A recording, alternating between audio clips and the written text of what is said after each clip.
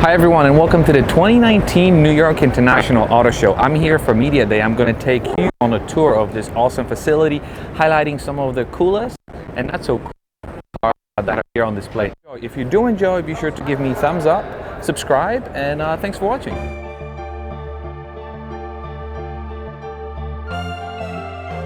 We're in the Ford section now, and one of the coolest cars on display today is the new Ford Explorer. So let's go check this out. So this is the new redesigned 2020 Ford Explorer, and you can get it with a V6 twin-turbo engine that produces 400 horsepower. Pretty amazing. If you look inside, the interior has been completely redesigned to give you this very luxurious and premium look and feel. I quite like it. You can comfortably fit a baby seat in there and have plenty of room in the front to be super comfortable. Now, some of the things Ford does not want you to see is, check this out. Look how flimsy this thing is. What were they thinking? What? Actually, the trim comes off here. The fit and finish on this one feels actually quite cheap. The panel gaps here are pretty atrocious. But if you can get over the cheapness of some of the fit and finish, the overall look of it is, again, quite premium, very upscale, and definitely worthy of an upgrade. This should give you a better overview of how much room you have. This is a cutout of a hybrid Ford Explorer. Yeah, I'm not going to go into detail on that, but look how much room you have in the back.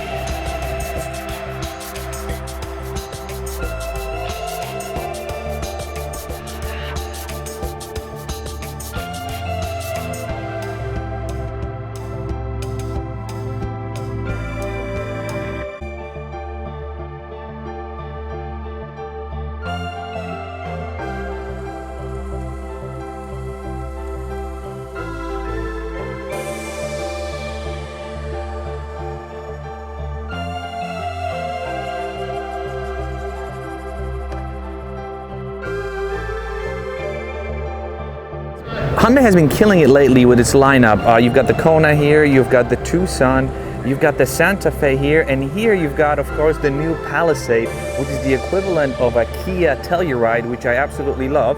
From the outside, I've got to say, it looks absolutely stunning. It looks super premium. I haven't seen the Kia in person just yet, so we'll be able to compare and contrast, but just look around.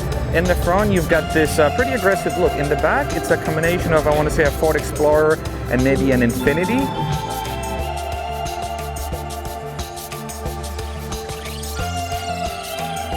Let's see, what's important to a new dad is the back seat. And the back seat seems to be plenty. And finally, this is Hyundai's fuel cell vehicle, which I believe is a hydrogen-powered car. You've got these Tesla-inspired door handles, which pop out. And looking inside, this just looks absolutely stunning.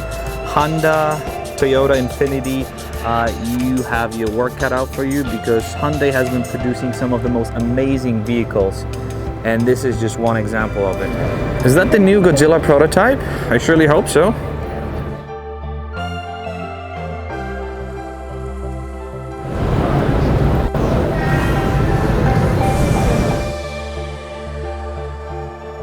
I've come to conclude that Dodge needs to update its lineup because everything around me looks pretty outdated. And welcome to the Volkswagen world, highlighting some of the coolest vehicles here. This seems to be some sort of an ID buggy concept, which will never get produced. And this is, of course, the new Tarek. So what have we here? It's a pretty compact sized pickup truck with a huge bed in it. Let's take a look at the back seat. And the trend nowadays is this diamond stitching on all the door panels. I've seen a lot of automakers doing it.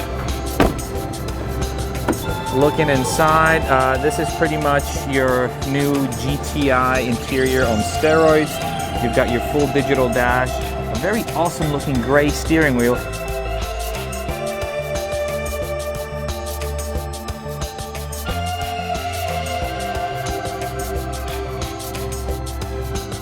Let's see what Chevy has to offer.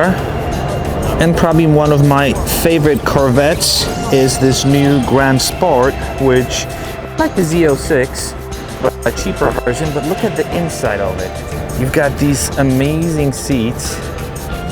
and this premium looking dash. The only thing is, this one is an automatic. This year also Chevy has introduced the new Traverse. Back seat space is huge. Now, this is a vehicle I'm really excited about. This is the new 2020 Chevy Blazer, and let's start with the front. Look how aggressive the Chevy Blazer looks.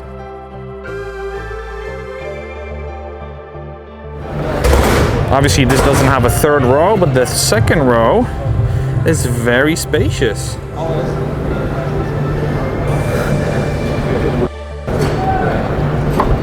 And welcome to Kia. I am very excited this year to see Kia. I can't believe I'm saying it because Kia has been killing it lately, both Kia and Hyundai. And today, I'm here to check out the new Kia Telluride, and I do see it lurking in the background.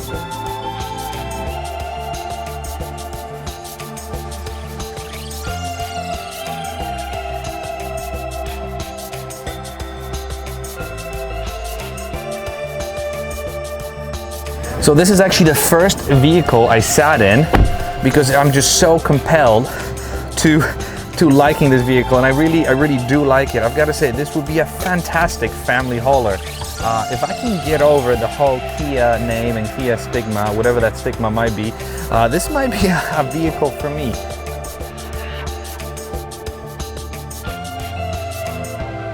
Here's actually another example, but this one has captain's chairs in the back. I feel like this is the one I would prefer. Look how cool. Kia, what have you done to me? And of course, this gorgeous interior. When was the last time you saw this on the street? I want to say overhyped, overpriced, and overstyled. And this overview would not be complete without highlighting the new Bmw Supra. I mean, Toyota Supra, BMW Supra. What's the difference?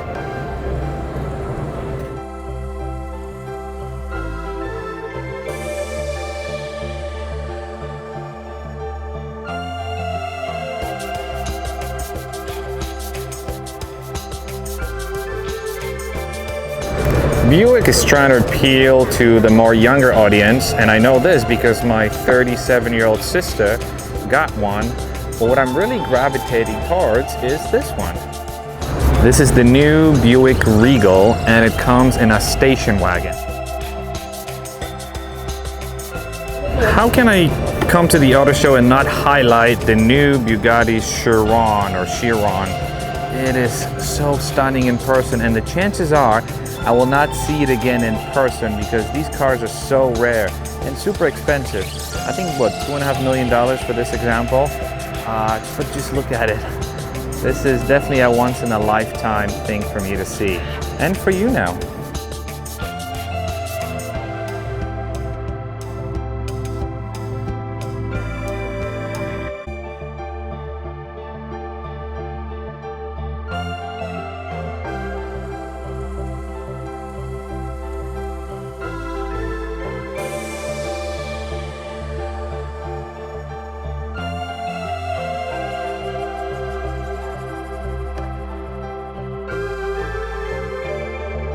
There she is, surrounded by the new Aventador Sv. Look at these air inlets or outlets in the front bumper. I never noticed them. Okay, I'm not gonna pretend I know anything about Koenigsegg, but I've never seen one in person, and there are 1, 2, 3, 4 examples here. So let me just highlight them for you.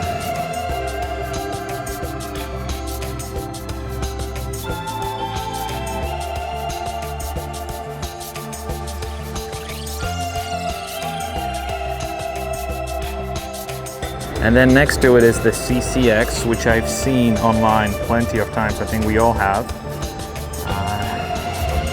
And we can take a peek inside. And we finally arrived at my favorite stand, which is the Porsche. And this is the new 992 Carrera S. And even though this one doesn't come with a manual transmission just yet, I've got to say, the new redesign is amazing. It's got this semi-digital dash. You've got an analog rev counter in the middle and these digital gauges on the side. The seats are stunning as always. The gear lever, look how tiny it is. The center screen, the seats, sort of cloth in the middle, leather on the side. I love it.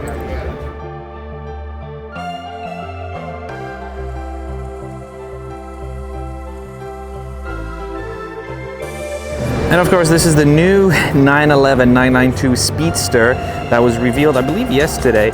And this one, believe it or not, has a GT3 engine in it. And because of that, you've got a manual transmission. Maserati. Does anyone even care about Maserati? I don't. This is the new Audi TT RS. What I like about it is that it's got a 5-cylinder engine that can smoke pretty much most vehicles out there. The interior of it is very minimalistic, yet amazing. Now the new RS5, nowadays you can get it in a hatchback form in the US, but let's start with the interior. The interior of the RS5 is very Audi-like, nothing really to write home about. What makes it special is the RS badging on the steering wheel. This, what is it? Hectagon stitching, 1, 2, 3, 4, 5. Octagon, I think. Stitching, seats. This is a hatchback.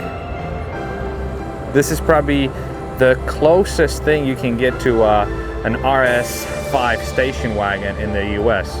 You just get this hatchback. So stop complaining, people.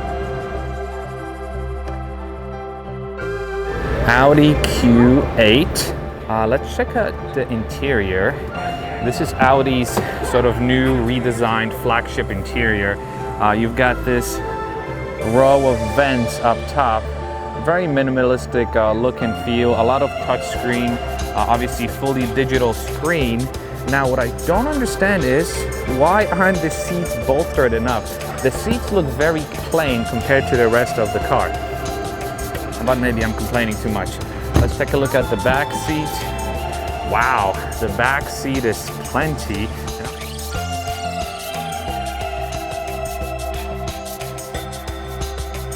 Now, this is the e-tron I've been reading about. I actually built it online. I wanted to convince my wife to order it, but after seeing it in person, I know this is not the car for me because even though it's fully electric and I really love it about it, it's just not big enough. But look at the interior of this e-tron.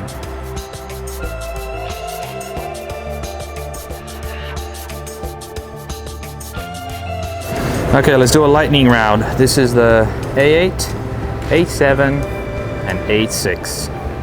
I've got to say they're pretty nicely done on the exterior and on the interior as well. Check out the new interior of the A6. And the poor little S4 looks so sad here on the sidelines. I don't think this was a great seller for Audi over the last year and a half. Why? Because it still has that probably boring interior. The competition has caught up with Audi, and I think this car will probably need to be refreshed fairly soon. Now, instead of getting the new Explorer, how about getting the new Aviator? This one is a plug-in hybrid, and it looks just so stunning. Lincoln, again, both Lincoln and Ford have knocked it out of the park. You've got these 3-piece seats, which have been getting really glorious reviews. Stunning, absolutely stunning interior.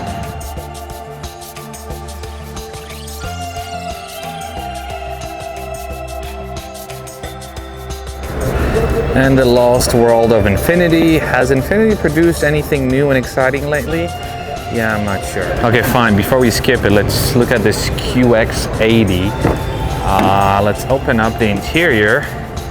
The seats are very nice looking, but then the interior, this is like a 2010 interior. In 2019, this is just not cutting it. I want to direct your attention to the following. Infiniti, super quiet. Acura, super quiet. Not many people at the Acura stand. Lexus, super quiet. What is happening with these Japanese automakers? And if you want to see the first ever Lexus sucks, Lexus sucks. This is it. Yep, it does suck. All right, we just had a quick snack at the Mercedes stand. Let's check out some cool Mercedes vehicles. This is the GT653 AMG. This is the GTR. This is the car that I am really excited about.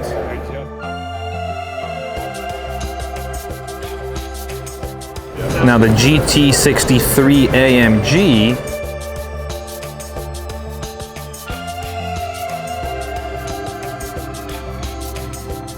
and if luxury is your choice, then this Maybach Mercedes is the car for you.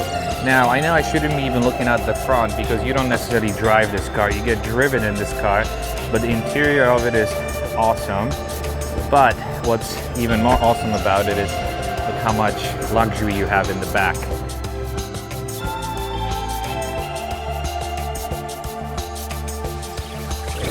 Before we leave, let's check out this GLA AMG interior. Let's just slap a screen on there and call it a day. Although Tesla did it, so this is very Tesla-esque.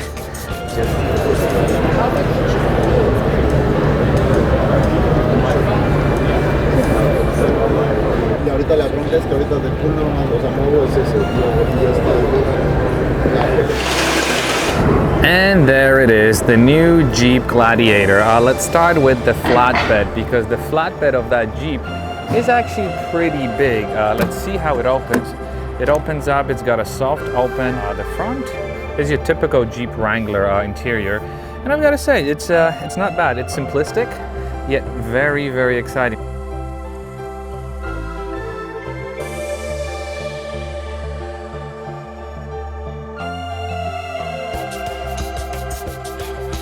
I've got to say, this is a very sad place to be in. All these pickup trucks are pretty lonely up here. All the action is happening up there.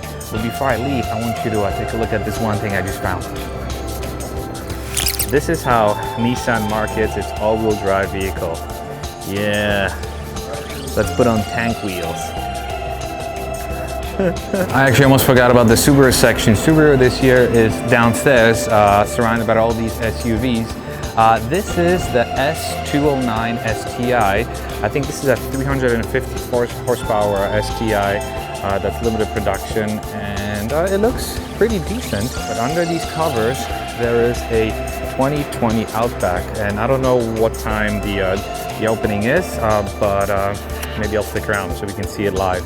But this is actually the one SUV I wanted to check out, which is the Subaru Ascent.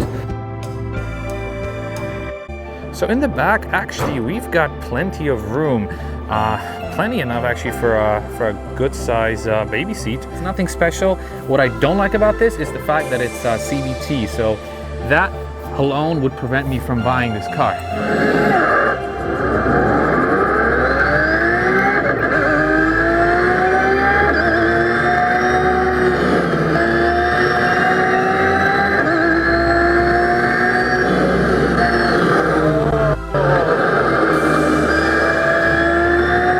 How cool was that? You know what, that gave me an idea. I could probably get on more simulators. So this one appears to be a Hyundai Challenge on Forza. And what Hyundai am I driving? It's Velocity. Well, all right, front wheel drive. We gotta be mindful of that. Manual transmission or? No, it's automatic.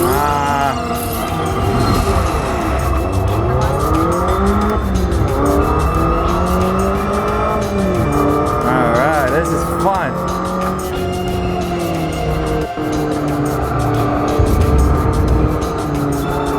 All right, track out over here. I actually know this track very well. It's so fun. Oh, this is so much fun. You can go flat over here. Here you tap the brakes just a little bit. So we just got to one of the coolest sections at this auto show, and it's the classic Ferrari section. I'm not gonna lie, I don't know much about the classic Ferraris, but I really do appreciate them. So why don't you enjoy this quick montage of these really beautiful classic Ferraris. And I think there's a Maserati there and a Lambo. Let's check them out.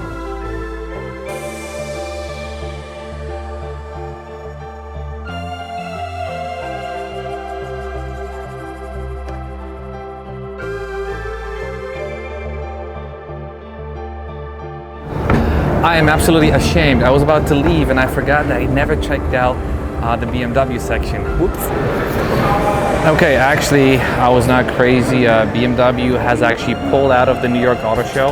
I don't know why, but you know what? It is what it is. Let's enjoy some nice views. Let's eat some good food, and let's wrap this thing up. The views are absolutely amazing. This is the new all-electric SUV made by company Rivian.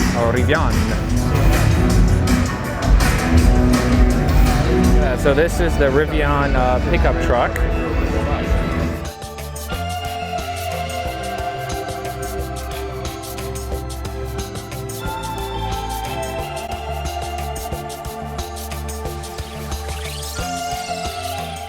So I'm gonna take you guys around in our 2020 Gladiator Rubicon. 100% Jeep, 100% truck. This is the latest addition to our Jeep family. So we're here at the New York Auto Show, and I'm gonna take you around and show you some of the cool features of our Gladiator and also show you what makes our Jeeps trail rated. All right, coming up first is our off-camber obstacle. This is a simulation of an off-road trail. Up and over we go as we articulate our suspension in 2 different directions at one time. All right, down the trail we go over to ground clearance. Now there's 11.1 inches of ground clearance in our Gladiator Rubicon, so it makes it very capable in the off-road environment. But here at Camp Jeep, of course, we never take elevators, we always take stairs. Oh, look at that. It shows you the elevation or the angle on the screen. So you have your pitch and roll right there. That's in what's called the off-road pages, which is inside actually your U-Apps, which comes on your U-Connect system. So it has your pitch and roll. It also shows your accessory gauges, so you can just see all that stuff right there in one spot. You also have your drivetrain, so you can see if you have your rear and front axle locks on or off. It also shows our sway bar disconnected there because we have what's called an electronic sway bar disconnect. Are we disconnecting them now? Yep, it's already disconnected, so it gives us more articulation on that front axle. And then the one other cool thing that's there is the trail cam. Oh, look at this. So you actually can see in front of you. It gives you your guides for your wheels. And if you're in the off-road environment, of course, you're gonna run through some mud, get it nice and dirty. You just go ahead and press the clean camera button and it cleans it up. You also have a rear view as well. All right, so here we go.